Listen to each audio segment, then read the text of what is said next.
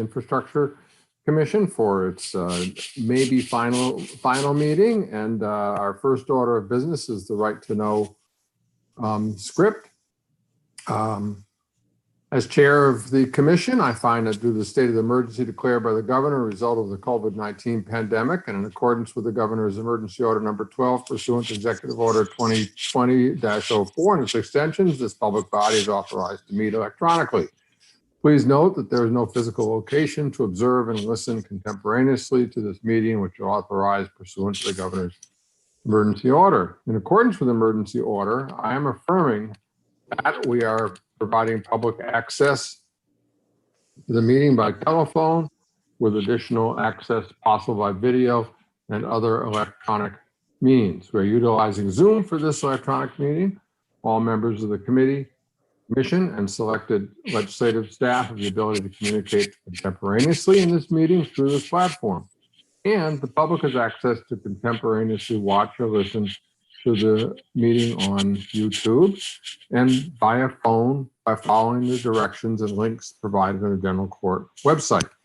We have provided public notice of the necessary information for accessing the meeting in the Senate calendar. We are providing a mechanism for the public to alert the public body during the meeting if there are problems with access. If anyone has a problem, please email remotesenate@ledge.state.nh.us. That's remotesenate@ledge.state.nh.us or call 603-271-3043. That's 603-271-3043. In the event the public is unable to access the meeting, will be adjourned and rescheduled. Please note that all votes taken during this meeting shall be done by roll call vote. Finally, let's start the meeting by taking roll call attendance. When each member states their presence, please also state where they are and if anyone else is in the room with you during the meeting, which is required under the right to know law. And Becky, if you would please call the roll. Okay, Representative George Sykes. Present, and I'm alone on the front porch of my house. Matthew Mayu.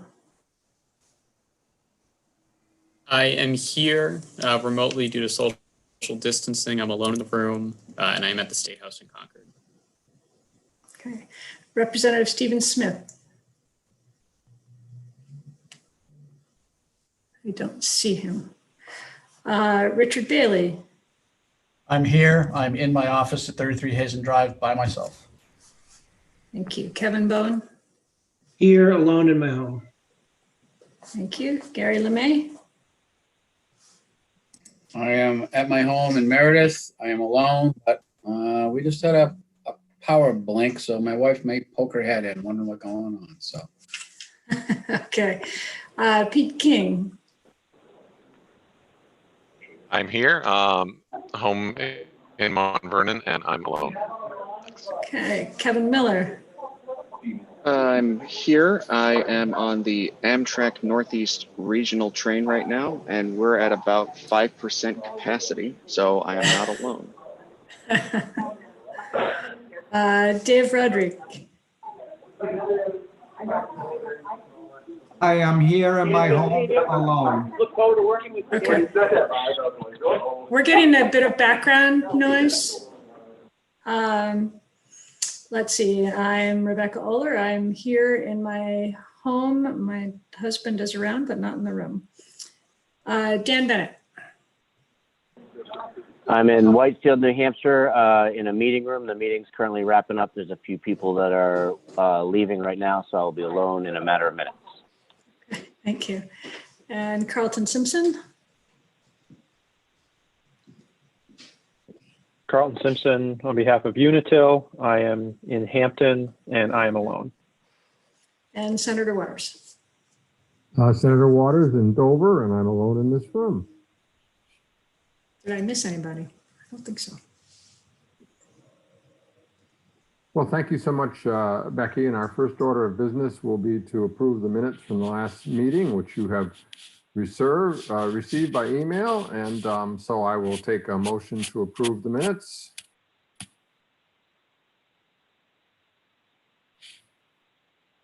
Second.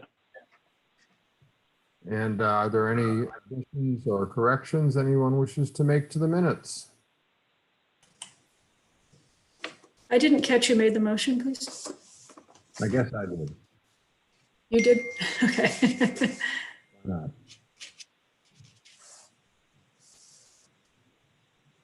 And hearing no suggestions for changes, Becky, could you read the roll again, please?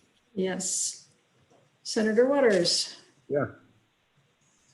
Representative Sykes, Representative Sykes votes yes. Matt Mayu, Yes. Richard Bailey, Yes. Kevin Bowen, Yes. Peter King, Yes. Gary LeMay, Yes. Kevin Miller, Yes.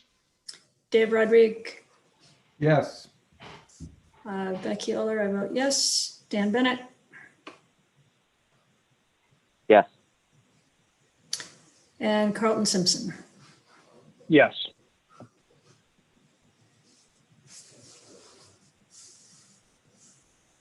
Okay, I think I got everybody. Okay, Thank you, Becky. And we'll move on to the main business before us today, which is to review the draft final report of the commission. And I want to first thank Becky so much for her work and really to thank everyone in the commission. I hope you will find your words here and your advice really over the last couple of years. Tried to capture all of this from the minutes and from our conversation in the last meeting, and to try to assemble that in a way that gives a good narrative of what we have done, and then also assembles a series of kind of statements and recommendations coming out of the work that we have done. And just by way of prefacing our conversations, you know, it really is an impressive body of work that we've put together. You look at the 17 meetings, all the people we heard from. I believe that we really did cover everything in our charge to the commission from the legislation, and we made a couple of recommendation motions and statements regarding the fast charge and other matters that were before OSI and DES, so there's a lot of work here.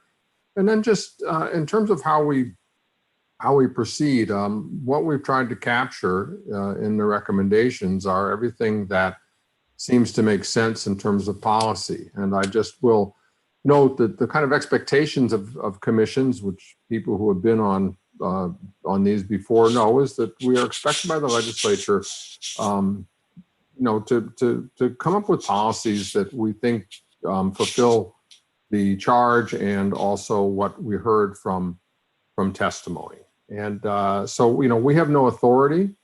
We don't make policy. The legislature does that. We don't enact policies. That's what the governor and the agencies do. But it was our job to come up with ideas about what one would do were one to support an EV charging infrastructure, and where we're at and where we would go. In that light, what I have tried to do with Becky in the drafting of this is to really avoid shoulds and musts, but to say consider, or here's a way to move forward. I mean, there are a couple of shoulds and some obvious things, but you know, I hope that's the language that accords with people's understanding of what a commission does, and also will provide us with a kind of a comfort level of what we're recommending. Because I know there may be some of these that people think aren't the best ideas or exactly the way we ought to do, but you know, in terms of something that should be considered, well, you know, it would be remiss for us not to say these are things that might be considered.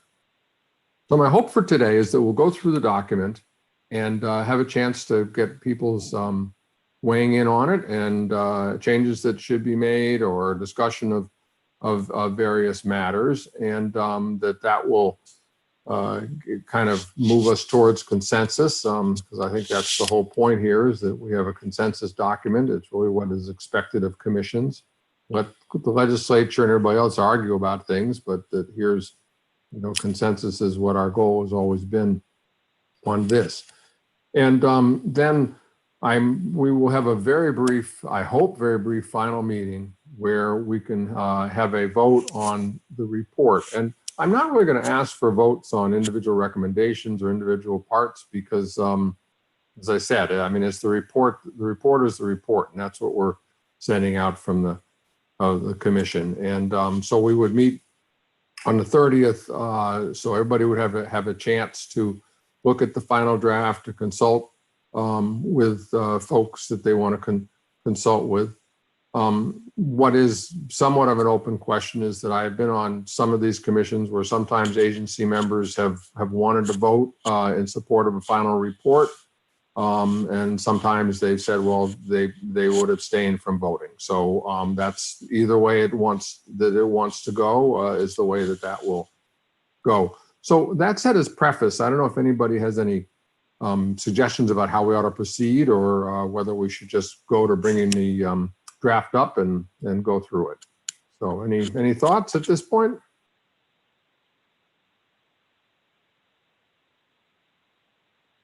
All right, Becky, time to bring it up and let's go through.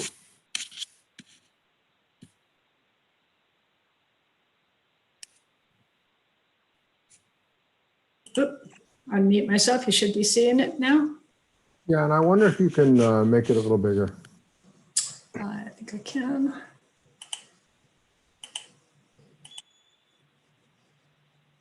It's like I'm at the eye doctor. I need to get, hold on, I need to, A little bigger on my screen. there we go. Okay, I just needed to, Okay, and I think you go up to the top.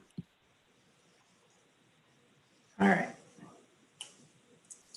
Here So we go. as you see, and Becky, I don't know if you can scroll down while I'm talking. You see we have the listing of folks, make sure that we got you right. And then we review what the legislation told us to do, and that's what's there. And then going down, executive summary of the commission meetings in which we described how many times we met, the basic things that we focused on, and do note that in the appendix will be the summaries of all the minutes, so that someone who wants to get down there, can kind of get beyond the summary of what we did can find that. And then move to some general findings. I have one, Senator Waters, I have one question. Please. And that executive summary in the beginning of the third paragraph, it says EDCs. I assume that means electric distribution companies, but whereas all the other acronyms up above were noted, I didn't see that one. So if I missed it, then forget about this. But My mistake. Thank you. well, we all have our little terms, and so that was just a minor thing. Thank you.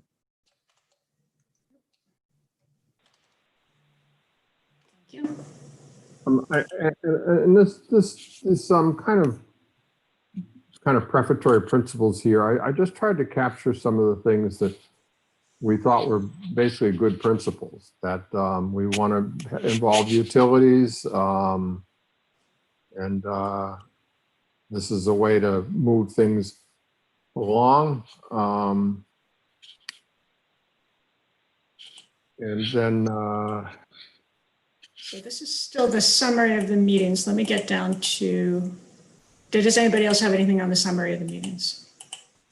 then we made the recommendations. Excuse me, back up a little bit, Becky. We wanted to repeat the recommendations that we had made, the votes we'd taken on recommendations.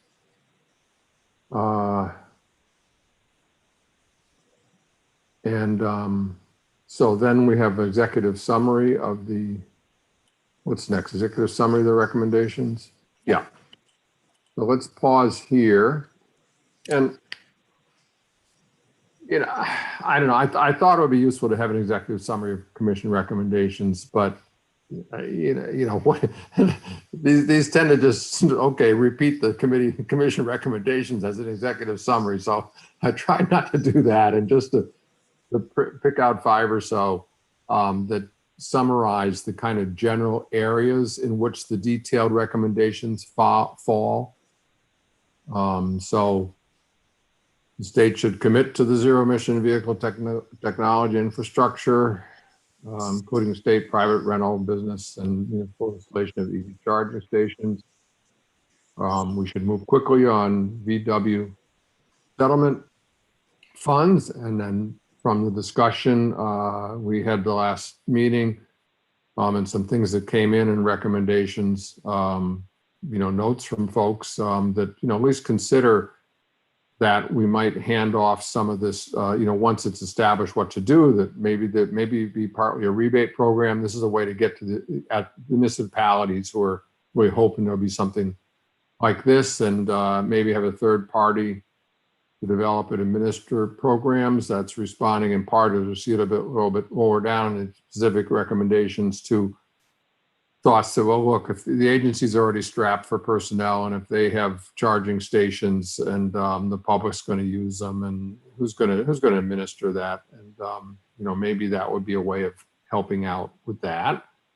And then we have several recommendations about the utilities, and being able to have that as part of the this is the kind of the funding piece. The utilities can have this system benefit charge, and then potential for tax credit programs for EVSE installation, residential and business locations. And there are several that the legislature could consider there.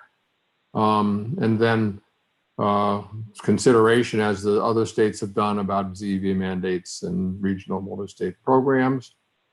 And is that the last of those, Becky? Oh, yeah. So then some more, the state, the business about what the agencies should do about their needs, budget requests. Senator Waters, if I may briefly, I'm definitely appreciating all of the recommendations thus far. On the state agency's recommendation, I might also suggest if we could specifically call out fleet vehicle operations as well as workplace charging for employees.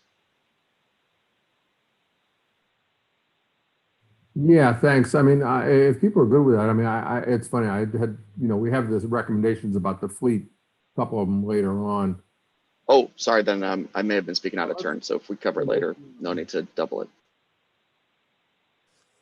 Senator, I have one recommendation on this line. The state agency should assess EVSE needs for employees. I would propose changing "and the state should adopt mandates" to "and the state should adopt pathways."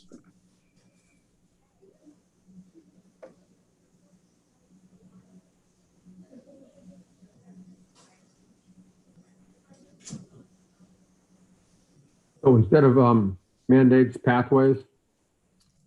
Or mechanisms. All right, I'm fine. Pathways, fine. The legislature might make it a mandate, but pathways is good, okay? Because this is the agency part. We good? Everybody good with that? I like pathways. Thank you.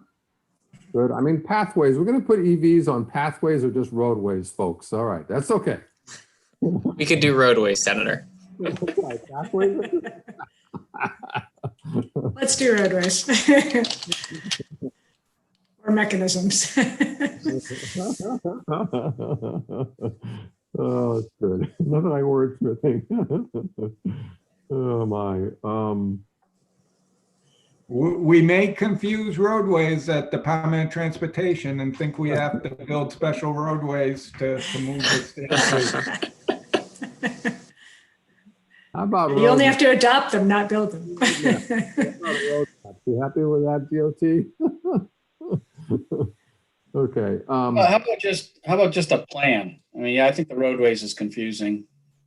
Plan or mechanisms, either one of those would work. Everybody had, let's be, the blandest and most neutral words possible is what makes people happy. Thank you. Okay. And then budget requests and funding from federal sources, which I hope we'll be seeing big time in a few months, but we'll see. And then In that sentence. kind of a placeholder for rules and building codes and practices. That's obviously can be complicated. That's why I said encourage and enable. Municipalities have to do some of that, as you'll see in the recommendations below. So this is an okay summary, executive summary of what then follows. Is that everybody good so far with these? Matt, did you have something that you were saying on the next to last one? Just that the state, referring to the state of New Hampshire, should be capitalized, and that would be throughout. Yep.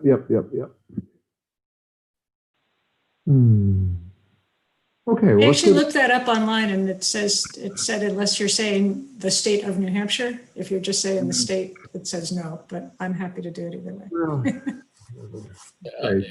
Well, if that's grammatically correct, that's fine. I would interpret it as the state of New Hampshire should do this. Yeah. Okay.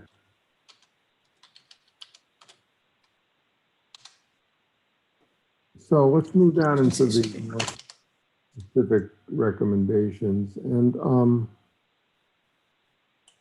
we have a little bit of preface here. Why this is kind of a public good statement, right? And basically say, you know, if we're going to do this, these are the actions that we think that would be taken. So that's the kind of commission purpose here, is that, you know, we have no authority, but it's if policymakers and state agencies want to move forward on the infrastructure, here's what you could do.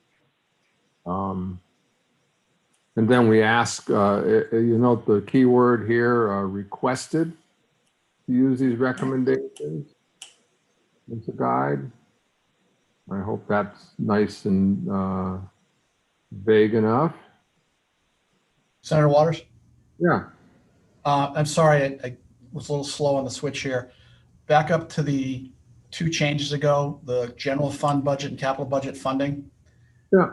Do you want to say general fund there, or you want to say operating budget? The term general fund has a very specific meaning in the executive branch and can sometimes be a third rail. If that's your intent, that's fine.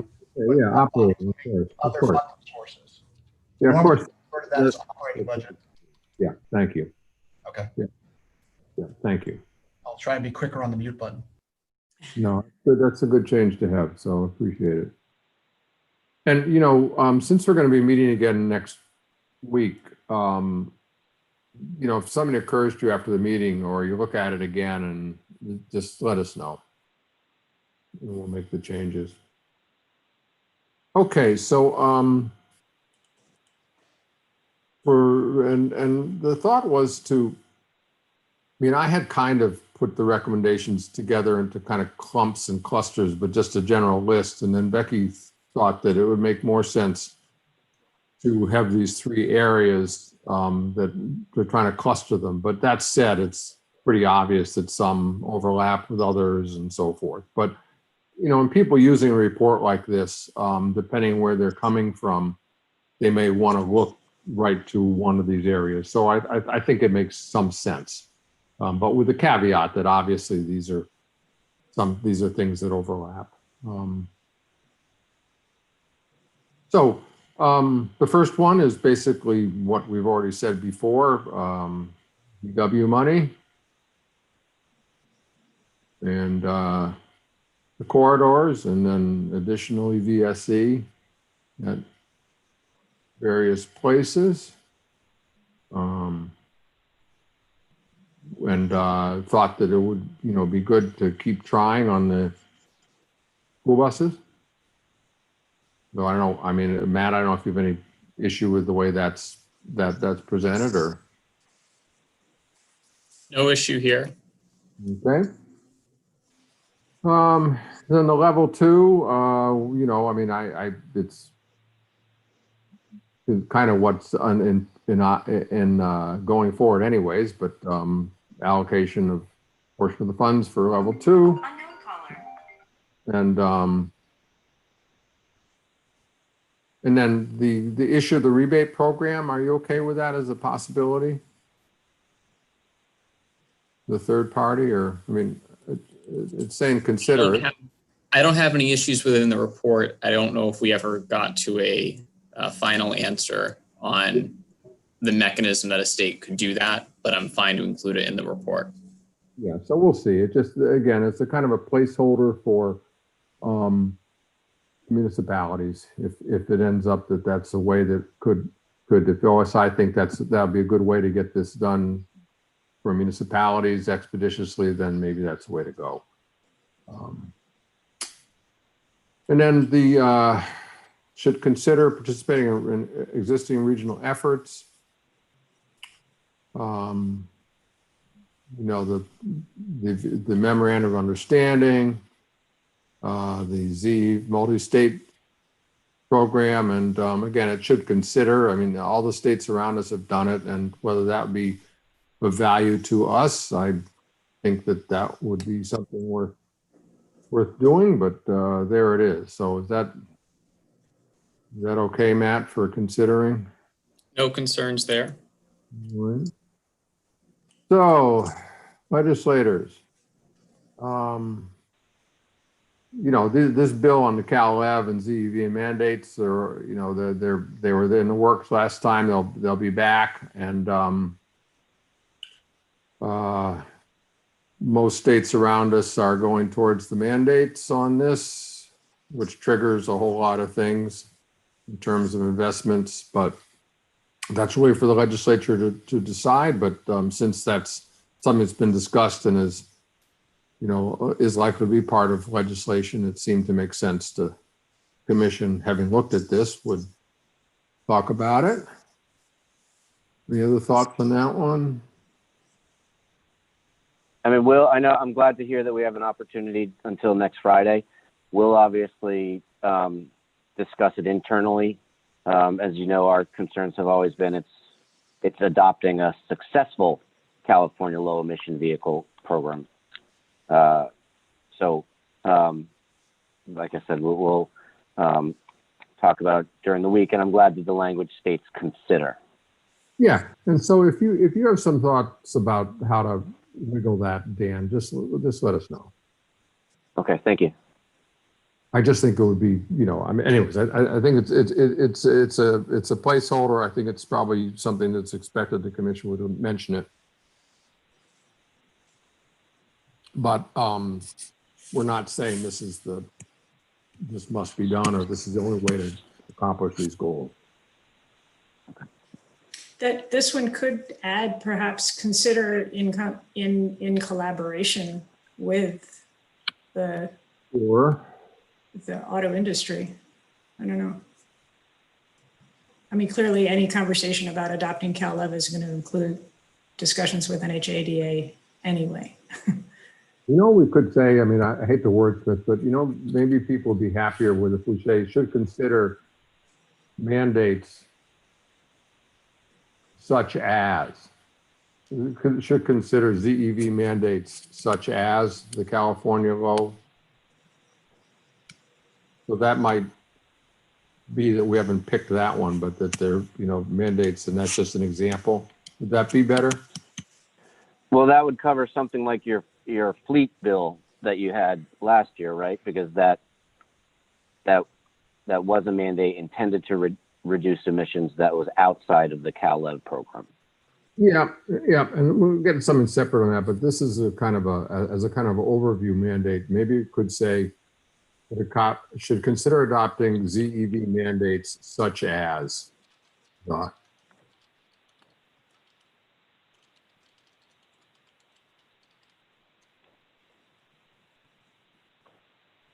You want to add a the there, I believe, Becky, such as the.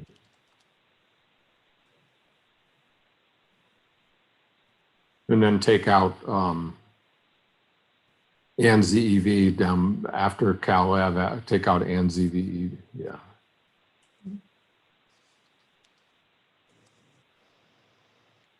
And it should probably just be including both light and heavy medium duty vehicles, because now we're not. Yeah, yeah.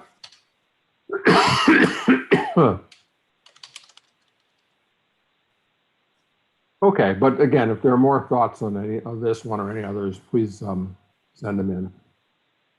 And we'll get whatever version of this comes out today, I'll get it over to Jen so she can get it up, send it out to everybody. So another should consider, I mean, this is something that's in the works in the states around us, so I thought we ought to at least say, I mean, I had my bill on it, the study bill. And, you know, obviously nothing can be done. I mean, we're not a state that a governor can do this. It's only the legislature that can do it. So, but I know this is controversial and is going to be, but it is a should consider. So, any further thoughts on it?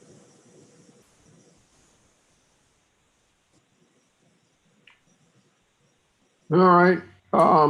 And then I hope that folks who know better, like Carlton, will tell me if I kind of captured this stuff about the PUC in an okay way in terms of system benefits charges, other needed statutory change. Does this look okay, Carlton?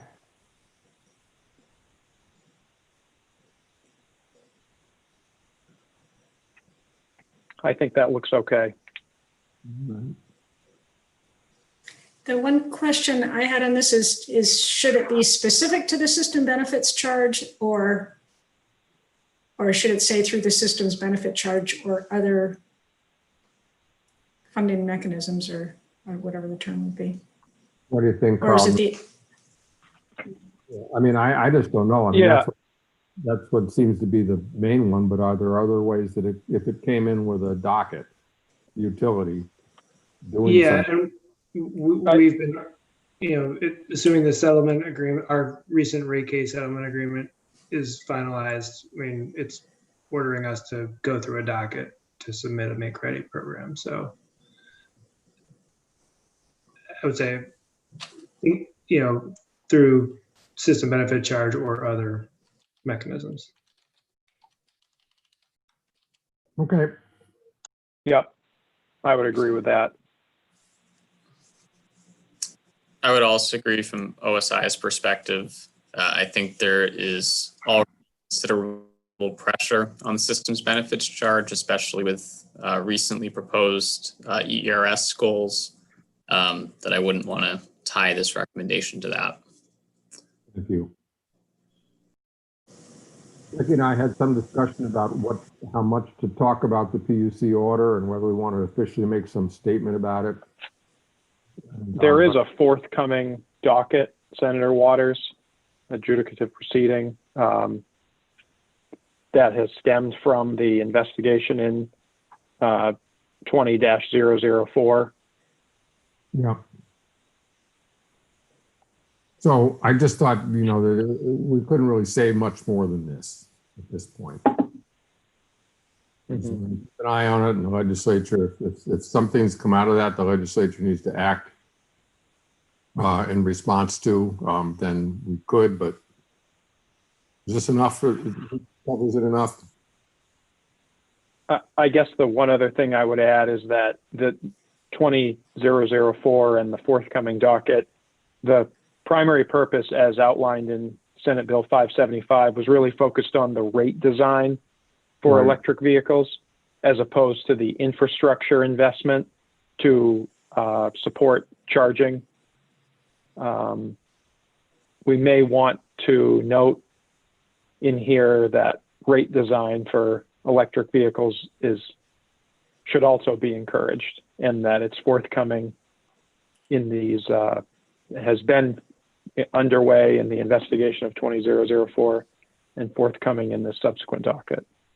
So why don't we put at the end of this then, comma, Becky, if you can capture this, comma, and subsequent documents on rate setting. Does that get it? Okay. I think so. All right, thank you.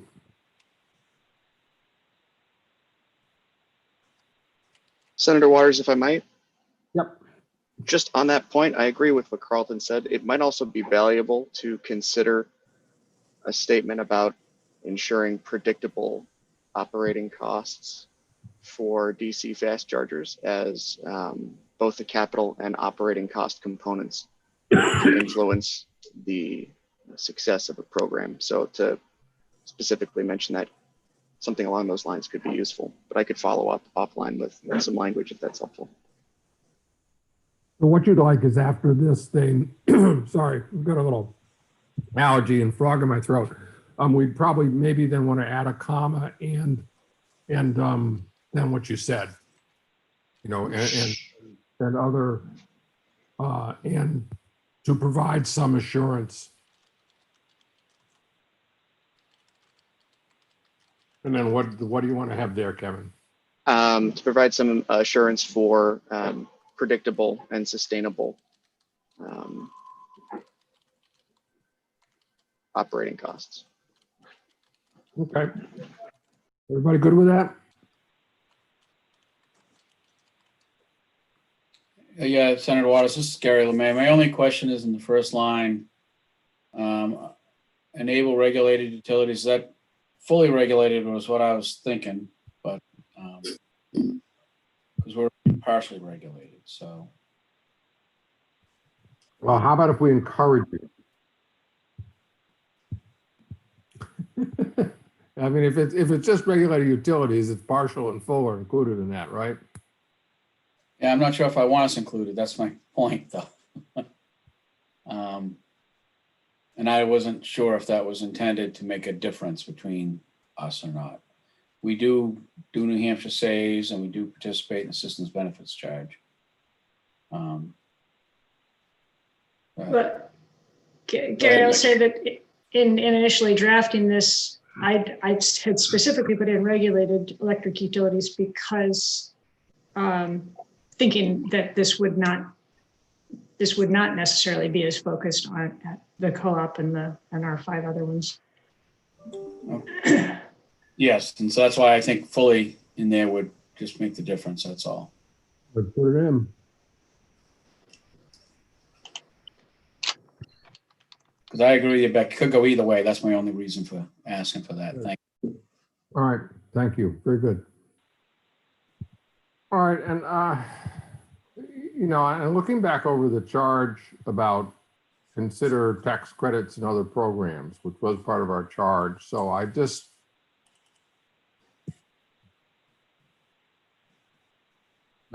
is just kind of a bucket of, well, what kind of mechanisms might there be? I don't know whether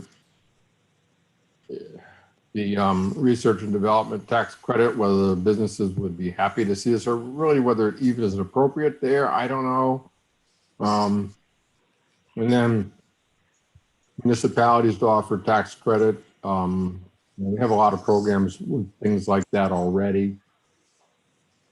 So I didn't know.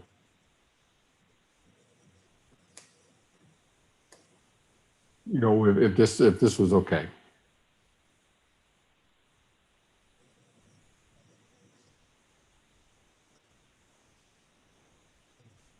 It's kind of somewhat related to the next one. There's been some bills over the last couple of years to raise the allowable registration.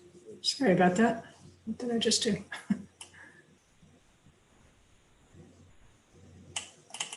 There's been some bills over the last couple of years to raise the amount that the municipal surcharge to the registration fee, which can be used for transportation needs, you know, parking garages, other things like that. And just to ensure that EVSC, whether that gets raised or not, I mean, was it $5 now and you go up to 10 or something like that, but yeah. Anyways, just to ensure that that's an allowable expenditure under that. And then here's again the, already down here, the such as. Okay, so that's more or less what we had up above. On the mandates. And then here's the state fleet. It's goals here, not roadways. I took the advice of the total cost of ownership as a factor using actual ownership time, but I didn't know if that really was, if that's the best language, but there it is. And then there were several comments about don't mandate, incentivize. And so looking at what's done on some incentivizing for energy efficiency projects, those funds can go back into an account if you save money on a project that then could be reallocated. But what it's saying is that if you think that over the lifetime of a vehicle, you're going to save X dollars, instead of having bought the other kind of vehicle, that maybe those savings, I mean, I don't know how that would work, but that was the idea there.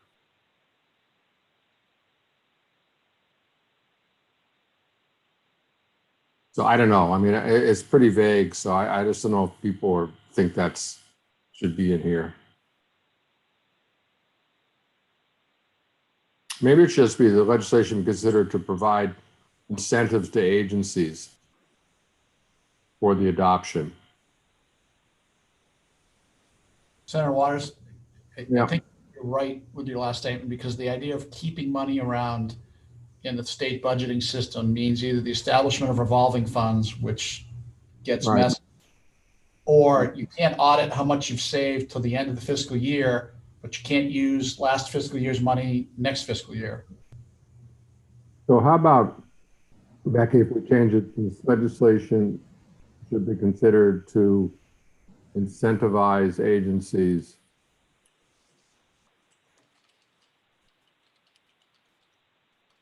through to use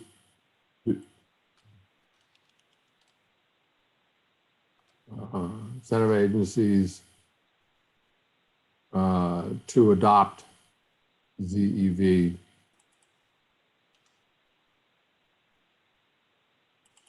So incentive to adopt ZEV to support.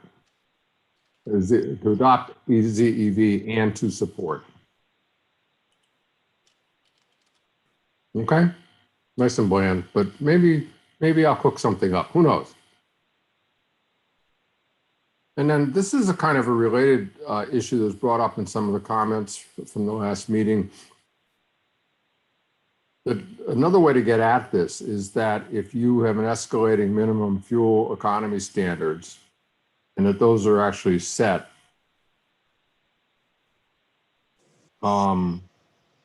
that might encourage people to transition to ZEVs. So if you knew that in 10 or 15 years that the mileage was going to have to be up to X amount, that would be an incentive to buy more efficient gas-powered vehicles now, but also to aid you in planning out when you're going to really does make sense to get all the ZEVs. And then, and I didn't know about this business about the municipalities and nonprofits who use the DOT purchasing or the state purchasing contracts, where they're pulling them in. But you know, if the point is that we want state money for vehicles to go to more efficient vehicles, why should we be giving money to municipalities and nonprofits to buy inefficient vehicles? So just you know, just a thought, and it was in the, some of these were in the recommendation, you know, just in notes that we had. So I didn't know what people thought about that. I've got a thought on that one. I mean, right now the municipalities and nonprofits are simply allowed to purchase off the state contract. It's not, and I'm assuming that's set in statute someplace, but I don't know that there's any mechanism to say that we have control to audit their entire fleet to All right. see whether or not they're meeting a minimum standard. It's probably too complicated to put in here. Let's cut it out. So let's say minimum fuel economy standards as part of the transition to ZEVs, and just take that out. Okay. Everybody okay with that?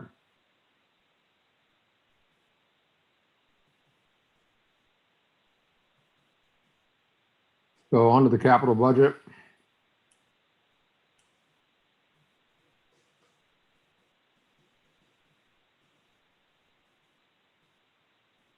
I mean, capital budget obviously is a complicated process, and whether, this will, whether and how this will get done. I mean, I think of our experience with the energy efficiency funds that are always requested, and we always end up chopping most of it, but it might be a way of, using that of this kind of category within regular requests, and then maybe like the energy efficiency funds, consider this, but we'll see. Is this okay though? The chair capital budget, at least this time, I don't know what'll happen after this election, but it just seemed a way to, if we're spending money to build buildings, why shouldn't those building plans be at least make ready for EV, if not include it? I guess, Senator, the comment I have, it seems kind of soft, and I don't know if we could say they should consider requiring EVSE. The word consider certainly makes it a soft sentence and not a mandate, but consider including seems like two soft words in a row, and I'm not. That is the point. Consider requiring. Yeah.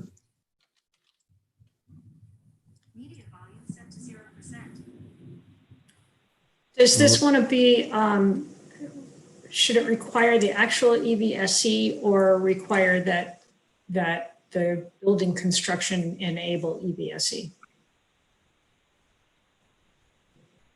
And I'm good either way, but. Maybe ESV make ready, Becky? Well, I think this is, frankly, I think it's something for the capital budget to figure out whether this is going to be possible at all. And the capital budget is going to be going through the governor, the gas and everything. So it's just kind of a placeholder. So I don't know how much we have to wordsmith it, but. I do think it's okay, but I do have the responsibility just to point out, when I look at replacing our patrol sheds now and bringing them up to current fire standards and so forth, I'm now looking at a $2.5 million building. So yeah, small additional requirement for another 20, 30,000. It's all small, but it adds up, and there's not enough money to go around. So true. Let's hope the feds come through.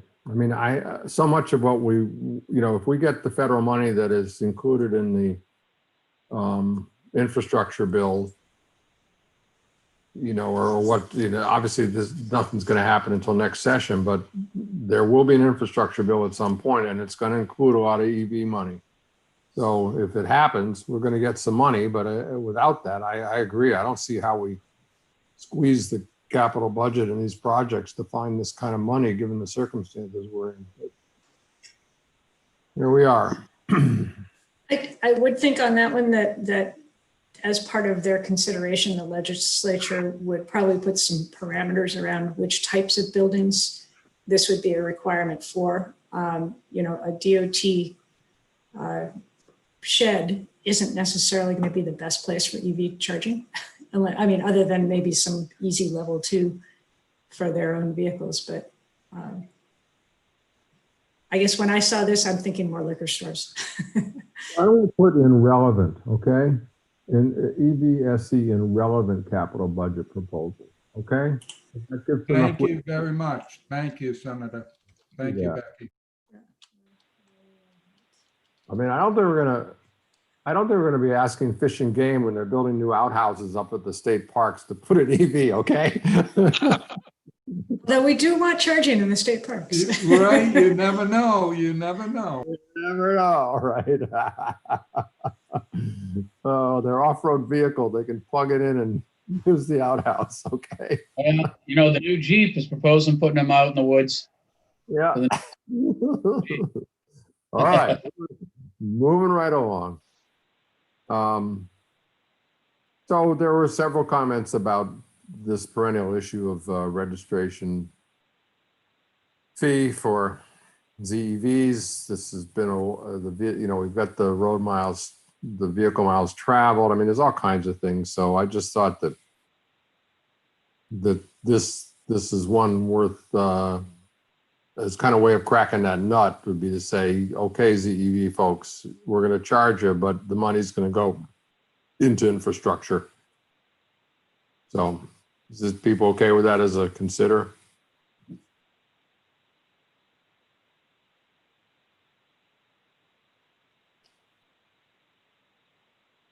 Okay, here's the North Country.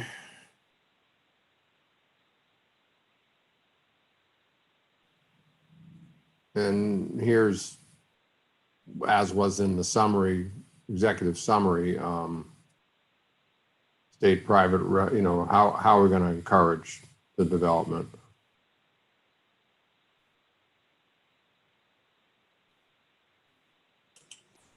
Well, this is a Senator, yeah. One thought that I had on this, I mean, I think that the North Country is definitely a unique area, but I think that we also have other parts of the state that could be considered rural and able to benefit from increased tourism. And other rural areas. Yeah.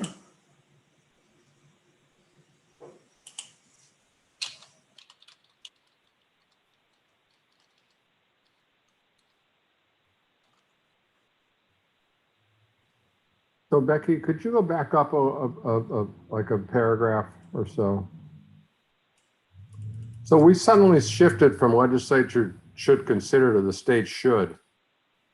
So could we change this, the state shoulds to the legislature should consider? Should consider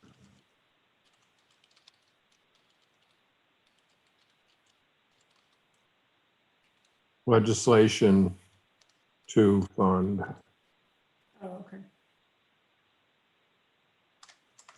Consider legislation.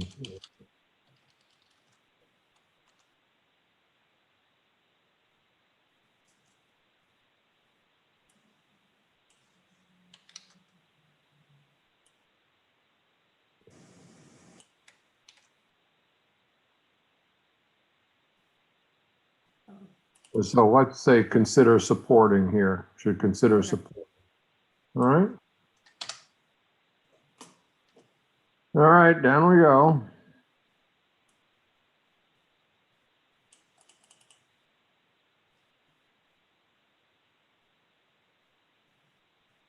So CMAQ.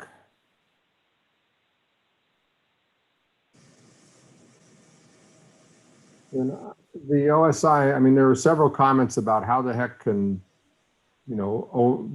strapped department, understaffed departments or agencies take on any work about this. So this is just a kind of acknowledgement of that.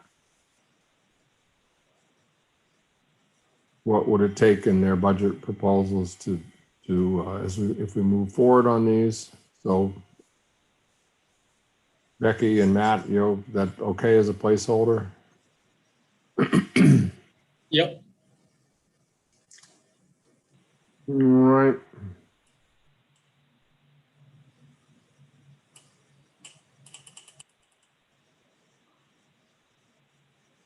Okay, we're good with this on the PUC. Senator, a question here where you've taken the consider piece. The problem is that PUC has a hard time considering. They either adjudicate that something fits within their direction or the legislature sets a new standard. I understand what you're asking for, that you want to find that these investments are prudent if they're enabling the charging infrastructure, but I'm not sure this sentence captures what you're trying to say in a way that would be doable. Well, we've got stuff up above, right, on this. So why don't we just cut this? Or cutting this one here? Yeah, we've got stuff Well, above. I would just ask, what was your intention? What were you trying to get at, Senator Waters, here? Because I do think there's some value in this statement. And maybe I don't understand. I think that we got a lot of language around utilities in the things that were sent into us. And so this was kind of part of those comments that I tried to figure out a way to cut and paste into here, because it did seem a little different from the ones that we had above. But I'm not sure that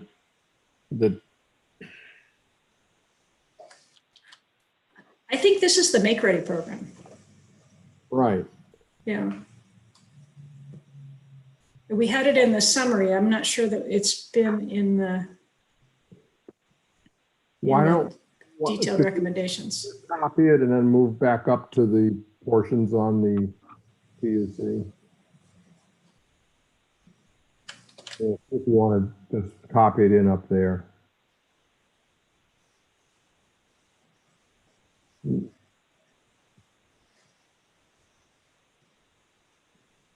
Well, we are in the state agency section, so.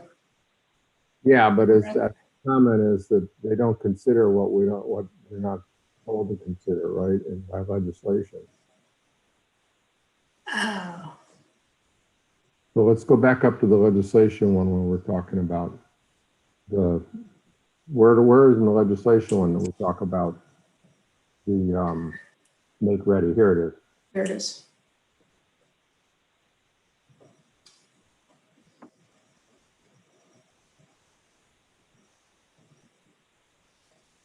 Why don't you just for now put it in at the end of that paragraph and let's see how it looks.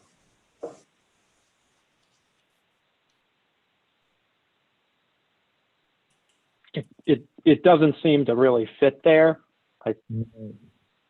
in my view, because it seems like your goal before was to say that the general court should consider policy changes to enable make-ready programs, whereas this sentence to me speaks to broader electric grid distribution system changes that may be required due to additional loads from electric vehicles,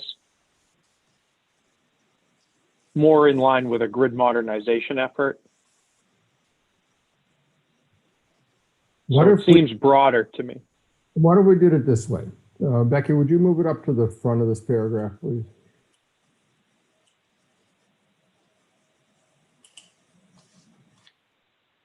Okay, why don't we say, cut the New Hampshire Public Utilities Commission should enable regulated should enable regulated. But back a little bit before. Should enable, just cut up to enable.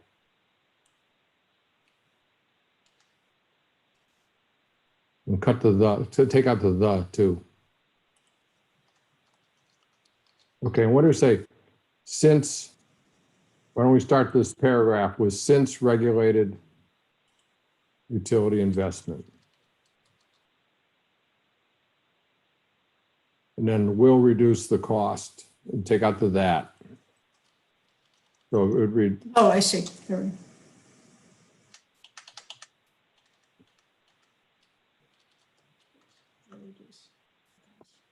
Mm-hmm.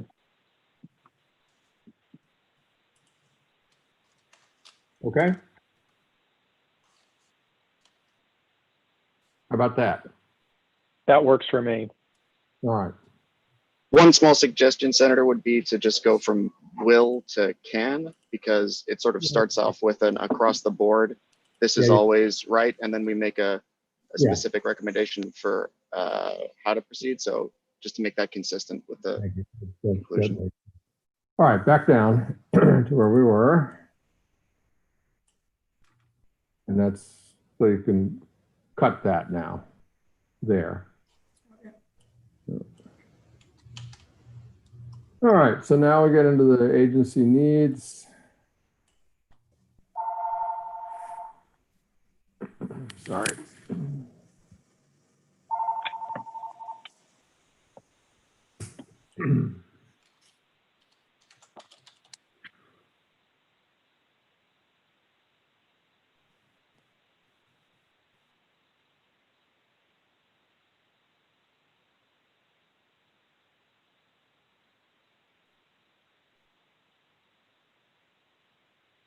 Okay.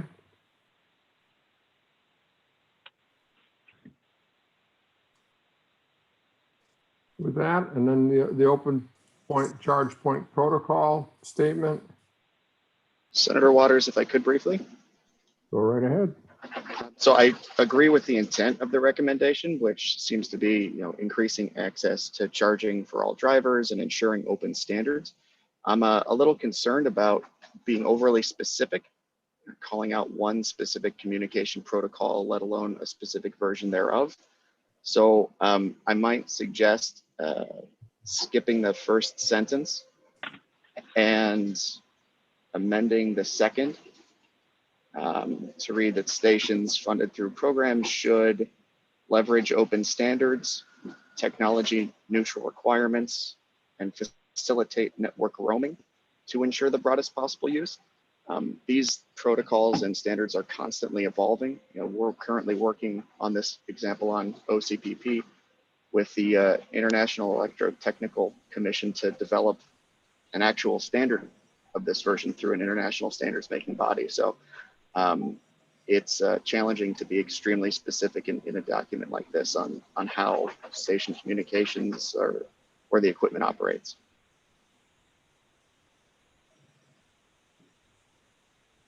So maybe it would make sense, Kevin, if you could send that language in and we'll work on it as an edit.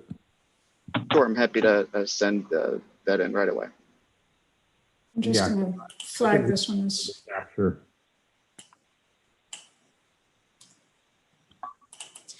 Senator, one thing, since I'm working on this, I can't monitor the chat box, and I was realizing that I don't know whether number one, we forgot to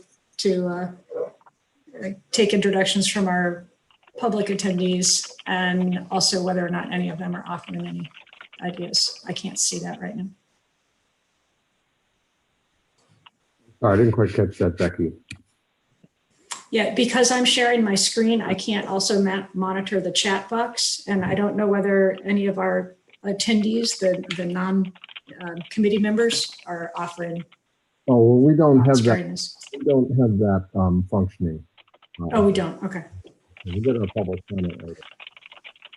Okay. All right, so here's the encouragement.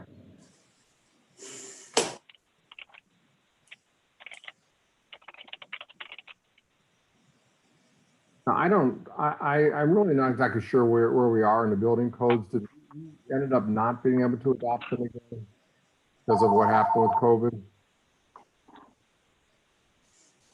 I believe we have now adopted the 2015 codes. Okay, we did do that. I just, Yeah. there was chaos over that omnibus and I wasn't sure. I'm reasonably sure on that. But I don't believe that the 2015 codes include anything about EV charging infrastructure.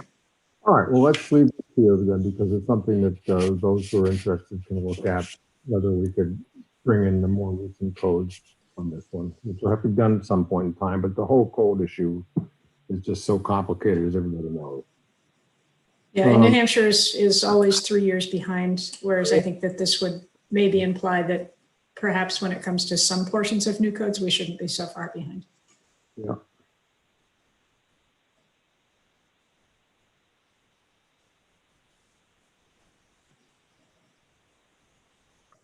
So here's the municipalities could go ahead if they wanted to, right? Although I know a lot of people don't like municipalities, want a consistent across the state in terms of codes, but they would be able to do that if they wanted.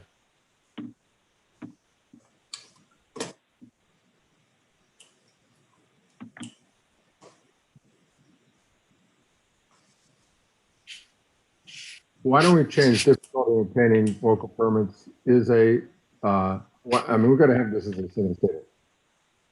Let's say start this one with since difficulty.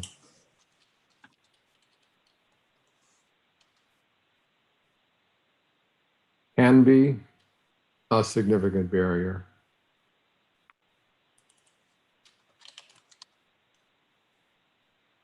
Comma, municipalities.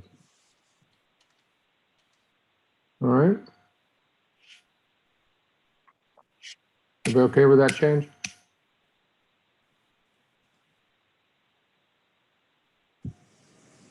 Oh, Becky, I forgot to catch something earlier on.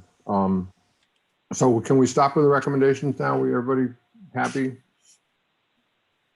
We'll get, send in more things, but when we make towards the top, the recommendation that the Transportation Council take this over, can you find that, please?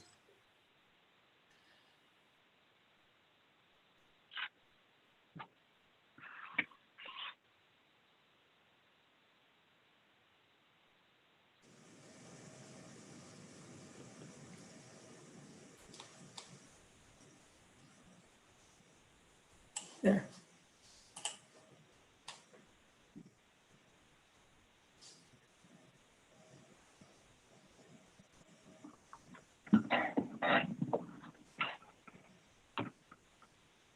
I thought somewhere would say that the Transportation Council should adopt the report. Well, it does say, okay. But I adopted this report. Yeah. no, that's all right. But I thought there was some other place where we made a recommendation to them.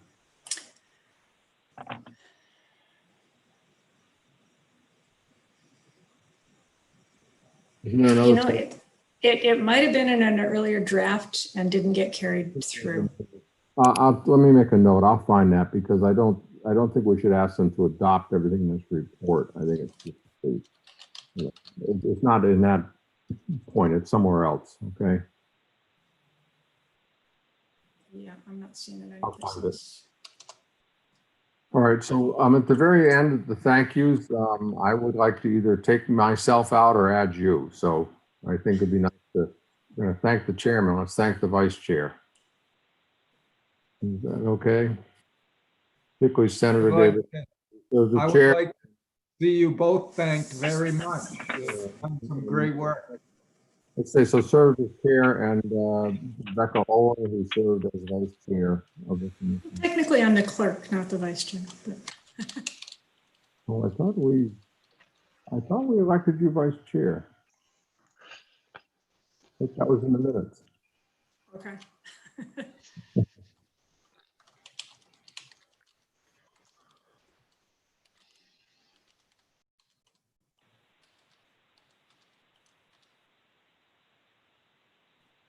Okay, so as far as our review of this goes, everybody understand where we're at? Can I go back to one thing, Senator Waters? Yes, Gary. Just before the end, in the third paragraph before conclusion, the state should consider encourage the installation. While I really support that and like that,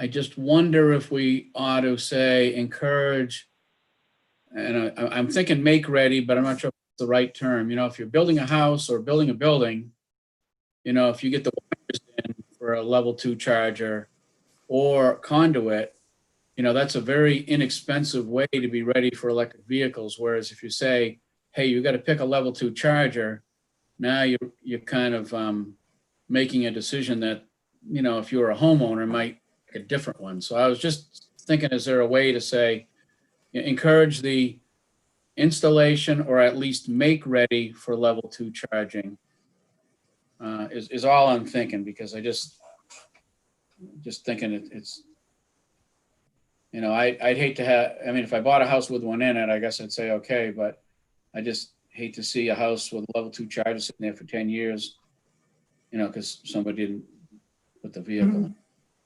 Yeah, I thought charging infrastructure was pretty vague.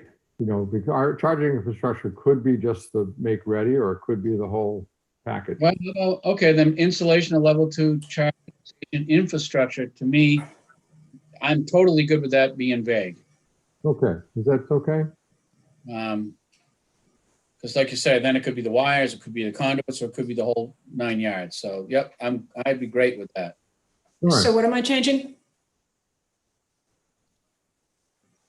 I think at the end of level 2 charging stations, you just put.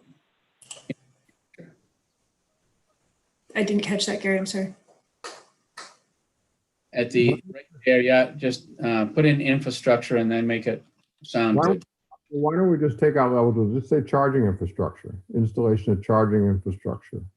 Okay, yeah, I'm good with that too, because And there, that's nice and vague and, yeah, cons- but it consumers- gets the point across, I think, which I think is important, and I agree with. Keep- That's a good catch on that, Gary, yeah. All right, so we will get some additional language that's going to come in, and we'll go over this, and then we'll get it out to you pretty soon. And then we'll have a very quick meeting. And we can, at the start of that meeting, discuss, who wants to vote how, what kind of motion we'll do, and who wants to vote. And we'll take it from there. Does that seem good?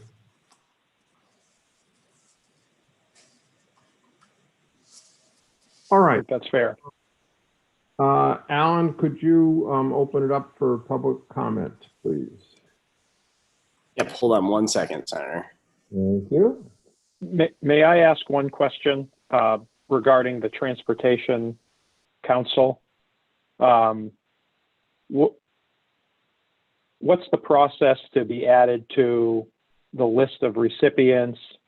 How do we engage as participants in that effort moving forward?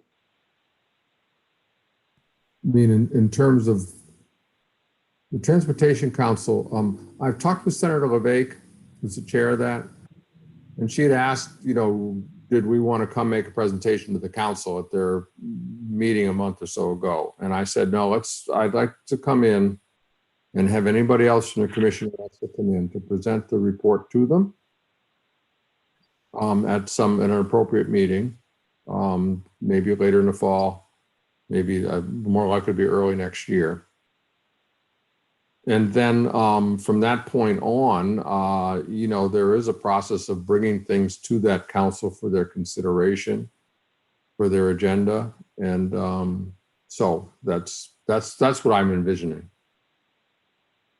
Okay. Because I think we've made great progress over the last 2 years, and there's more to do, and it seems that that's a standing body that we all agree could continue to help forward these efforts. Yeah, I would like it to do two things. One, I would like to be the kind of inheritor of this that will monitor and report on progress on the recommendations, and then would potentially adopt new recommendations as circumstances change. And I think Senator LeBake and others on that council are quite willing to do that. To Carlson's point, is there someone on that committee who is an EV or EVSC advocate, or does that need to be legislatively added to the charge of the Transportation Council? Yeah, I don't remember the charge well enough, but maybe that is something. It's pretty broad. Okay. But I can pull it up if you'd like. So take me just a second.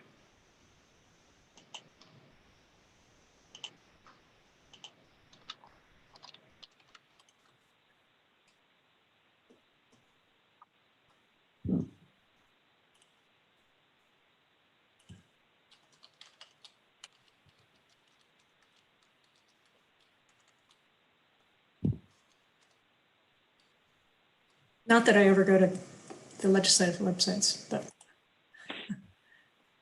so here we go. I don't know if folks can read that. It's pretty small type. we don't see it, Becky, so just tell us what you Oh, see. I'm sorry. I'm not sure. Hang on. I forgot to share my screen again.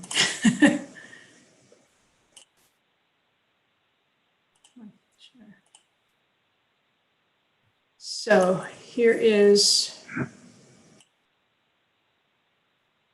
Establishes the council for the general purpose of defining, in partnership with Department of Transportation and the New Hampshire General Court, a 21st century multimodal transportation network and evaluating new modes or technologies that would improve the efficiency and accessibility of any transportation source. It's administratively attached to the Department of Transportation. Broad as you can get. Yeah. So here's the membership is. A duty that, you know, new technologies throughout New Hampshire, that's, the duty, that's exactly what this is. So I don't think we need to change that language. Right. So it has the members are DOT, the Department of Business and Economic Affairs, Safety, Senate Transportation, House Transportation, an individual knowledgeable in transportation technology, and we can go back in a moment and see who that is. Member of the New Hampshire College and University Council, three representatives from the transportation service industry, 2 from regional planning commissions. So Yeah, go back. Is Representative Smith on there? Here's Oh, the, It's like, okay, so anyway. Yeah, no, it's not Representative Smith. It's Representative Sykes. it's Representative Sykes. And then the transportation industry is Jim Jalbert, who's C&J Trailways, Rad Nichols, who is Coast, and Heidi Marshall. I don't know who Heidi Marshall is. Heidi's a civil engineer, consulting engineer. Okay. So there is nobody on here that's sort of specifically tied into the electric vehicle side of things, but. You know, let me follow up with Senator LeVake, and you know, I don't think we can do a whole lot more in this meeting about it, but it's an important handoff, and it's an important thing to follow for members of this commission, and certainly I will if I'm reelected and I'm up here. So, Senator, I would just report that at the last meeting, which was taken up by a lot of presentations about how COVID-19 has affected the transportation industry, but particularly around the finances, et cetera. I did point out at the end of that meeting that it was important for this commission to hand off to the Transportation Council. And I think there's some generic support for that, and it's expected. We just haven't figured out the mechanism on how that might happen. thank you, Representative. Can you put another recommendation in here that we do recommend that maybe in the future they consider someone on this council with direct, EV or EVSE experience? Again, you guys are the legislators, so you know better than I do, but just a thought. I think that would be a good idea, but it would take legislation in order to achieve that. I'm not sure we need to put it in the report, but I mean, anyways, I think we're gonna be okay. I mean, there's lots of commissions that are set up that don't have every box checked, but people come in and the work gets done, so. I mean, it doesn't mention the autonomous vehicles, which is a big thing they're gonna be doing. Because there's a commission on autonomous vehicles, it's gonna hand off to them too, so. Anyways, let's get to public comment if we could.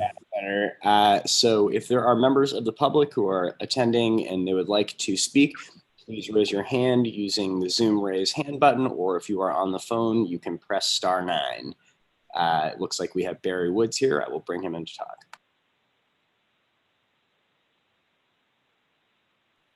Hi, Barry. If you're on mute, be good to hear from you. I just unmuted him on that. There you go. Can you guys hear me okay? Yes. Thank you very much. Just appreciate the time you guys have spent going through the goals. A couple big picture questions in terms of the final draft, since this draft came out recently, and in terms of processing public comment, I know we originally were talking about submittal of public comment that would somehow be thought, analyzed with regard to the final draft. Is that period still open, or how do you how would you process public comment with regard to the final copy? Well, we go out of business after the 30th. And I had hoped we'd get it prior to this time. But if you will send comment to Becky and me, since we do have another meeting, it will be we would have an opportunity to share it with the commission and to consider, essentially, I guess it would be Becky and myself to consider what we might want to include in the report from that. And that's what the commission would have time to look at on the 30th. So is that okay, Barry? Yeah, that's fair enough. I just was trying to get a sense because I know that obviously a lot of work went into this draft and a lot of discussion today is going to make some substantive changes, but I just wanted to get an idea of process-wise if there might be an opening. And I say that without a specific item in mind at the moment, because I think you guys have done a very comprehensive job overall. But I'd like to have some time, and I suspect there might be some other folks who would as well to just weigh in. So yeah, and let me note that, Barry, I think that if you send something in, we can include it in the, whether the report changed or not in light of it, who knows? But we could include whatever you said in as part of the record of the commission, so that it will be part of the public record. Okay. The only other comment I was going to make for now, is with regard to the handoff of the work that's been done by the commission to transportation. And I don't know firsthand much about that committee. Looking at the committee composition, I don't think it's all that different probably from a lot of transportation-based groups. I think it's worth pointing out that this space is a pretty unique space because it crosses over into electric utility and grid-based implications and storage-based implications. And my biggest concern is that without proper shepherding, the ramifications of the technology far beyond just the transportation application will be lost in the shuffle. And I think truly a lot of the ramifications, the potential benefits of the technology are not transportation based. And so I think there is a risk without, I think, some proper deliberation on how to get whoever the recipient of the report is sensitized to the broader definition that really is needed in thinking about these topics, that it's going to be, I don't know if it's going to be downplayed or just, perhaps not considered as carefully as it ought to be. And I also think transportation has been mired in combustion engine technology and policy for its entire lifespan. And there's a risk that, electrification will be viewed perhaps in a different manner because of some of those inherent, processes and maybe biases. And so those are just a couple of concerns I have off the top, because I think the collective knowledge that's been accumulated by this group and as displayed in the report is very important, to be carried forward and define the proper repository for policy and other critical decisions going forward. And again, I think we're looking at a fundamental change in transportation thinking, infrastructure, and investment. And so it really does deserve to have a pretty prominent role going forward and wherever it ends up. So that's just an offhand remark that occurs to me.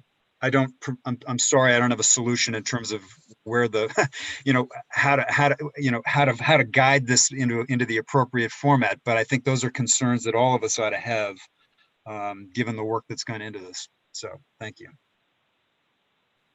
I agree. Other public comment, Alan? Senator, if I might, who is in the public wishing to speak, please raise your hand or again, press *9. Representative Sykes had something to say. Oh, go ahead. Okay. Go for it, yeah, well, thank you. I'm sorry. I'm struggling with that mute button all the time. I appreciate the concerns that we just heard from the public about the consciousness, if you will, of the Transportation Council.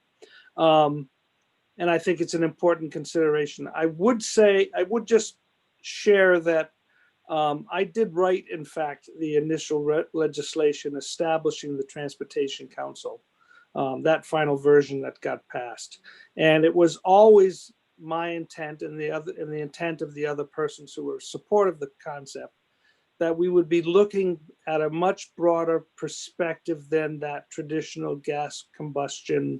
This is the only way we do things. And instead of it being a methodology to get people to certain places, it be a substantive look at the problem of transportation and what that means, rather than specific types of.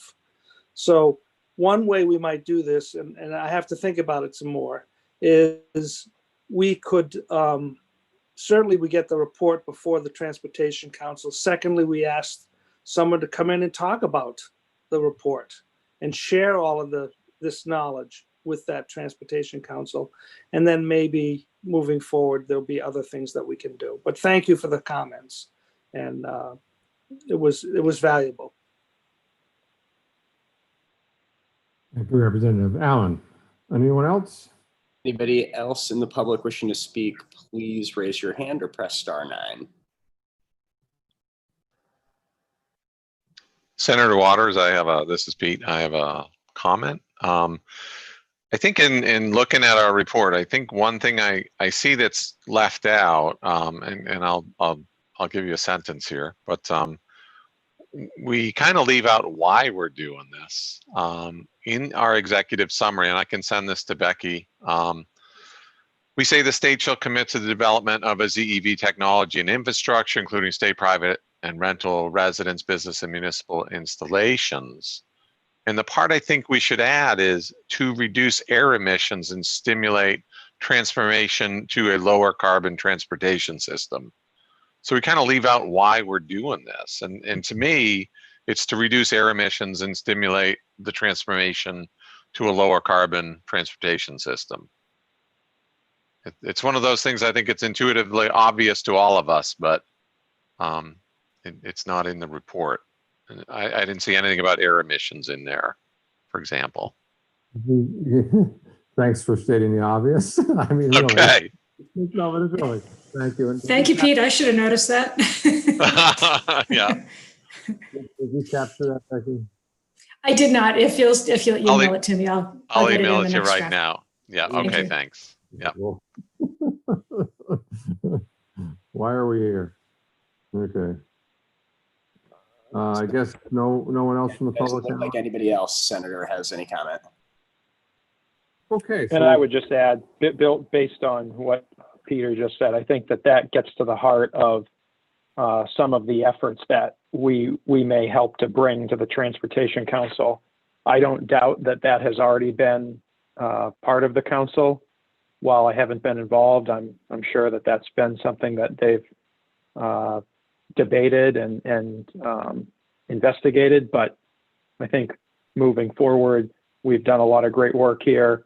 We've received great input from the public and other parties on EV charging, EV infrastructure, fuel cell infrastructure, and all of those are going to make up the transportation future. And I think that's something that we may be able to contribute to over in the council. Well, thank you for that. And just as an aside, if you look what's happened in the offshore wind industry in Europe, where some of the new fields are dedicating half of their turbines to hydrogen production. They're in Germany looking more at that as a fuel for industry, but obviously it has transportation applications as well. So 10 years from now, we may be looking at a very different supply of fuels for ZEV, and some of it might be, more of it might be hydrogen. So there's a lot there, and it is all about emissions reductions. Plus, for me too, it's about economic development, that this is a great industry. There's going to be a lot of invention, a lot of new businesses, a lot of jobs, a lot of money to be made in this transition, and it's a good place to be part of any change in transportation.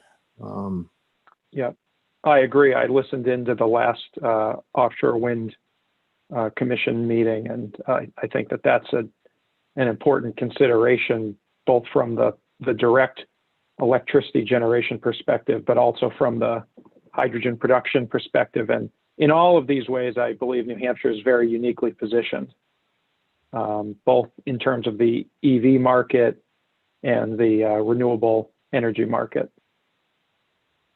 And, just in terms of some of the comments that have been made too, is that, the process will go forward. I mean, we have this commission, it's done great work. We have a report, but you know how things operate in government, that it's going to be people and agencies, it's going to be legislators, it's going to be interest groups and businesses that, work on legislation as times change to bring things forward. So this is not by any means the end of a process. It's just, we hope, providing a guidebook for where we are right now. So everybody, I think we're all set then. We're going to be teed up for what will be a relatively quick meeting on the 30th to take a vote. And then we'll be out of business by legislative fiat on November 1st. So we better get it done next on the 30th. And again, thank you all. And I will, unless there's any other comments about anything, I will take a motion to adjourn. So made. And a second. I'll second that. Thank you. And let's have the roll call, please, Becky. Okay, and that was Gary that seconded. Senator Waters. Yes. Representative Sykes. Representative Sykes votes yes. Matt Mayu. Yes. Richard Bailey. Yes. Kevin Bone. Yes. Peter King. Yes. Gary LeMay. Yes. Kevin Miller. Yes. Dave Rodrigue. Yes. I vote yes. Rebecca Oler, Dan Bennett, Yes. and Carlton Simpson. Yes. Everybody, and Alan, thanks so much. Becky, thank you. See you all in a few days.